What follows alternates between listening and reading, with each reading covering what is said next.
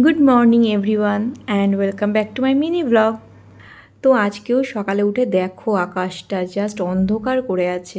মানে সকালে উঠে বোঝা যাচ্ছে না যে সকালে উঠেছি নাকি বিকালে উঠেছি, এরকম মনে হচ্ছে। পুরো অন্ধকার করে রয়েছে, মনে হচ্ছে আলোই ওঠেনি এরকম। তো যাই হোক, সকালে চা খেয়ে সকালে টিফিন করে, আজকে টিফিনে ঝাল সুজি করেছিলাম। তো সকালে টিফিন করে রেডি হয়ে গেছি স্কুলের জন্য। আর আজকে ওয়েদারের জন্য না উঠতে ইচ্ছা করছিল না সকালে, মানে মনে হচ্ছে না এখনও সকাল হয়নি, আর একটু ঘুমিয়ে নিই এরকম মনে হচ্ছে। তো উঠতে একটু আজকেও লেট হয়েছে। তো যাই হোক, সব কাজ টাজ করে বেরিয়ে গেছি। আর বাইরে বেরিয়েছি দেখো, জাস্ট মনে হচ্ছে এখনই বৃষ্টি নামবে, এমন ওয়েদার।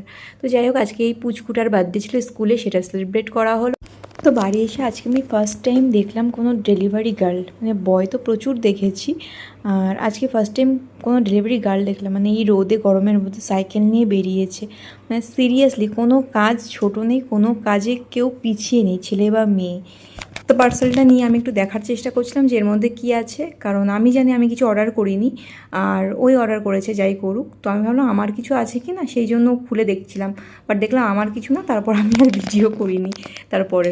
তো যাই হোক, তারপর আজকে লাঞ্চে ছিল একদম সিম্পল খাবার, ডাল ভাত, আলু ভাজা, বেগুন ভাজা আর কাটলের আটি ভাজা।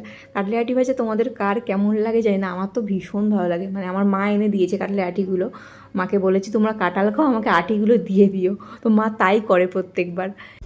তো তারপর দুপুরে লাঞ্চ করে একটা ওয়েব সিরিজ দেখছিলাম, আর তার সাথে একটা আমও খাচ্ছিলাম। আর তারপর বাইরে তাকিয়ে দেখি বাপরে, আবার চলে এসেছে বৃষ্টি। মানে রোদ বৃষ্টি লেগেই আছে, কিছুক্ষণ আগে রোদ উঠেছিল, এখন আবার বৃষ্টি নেমে গেছে।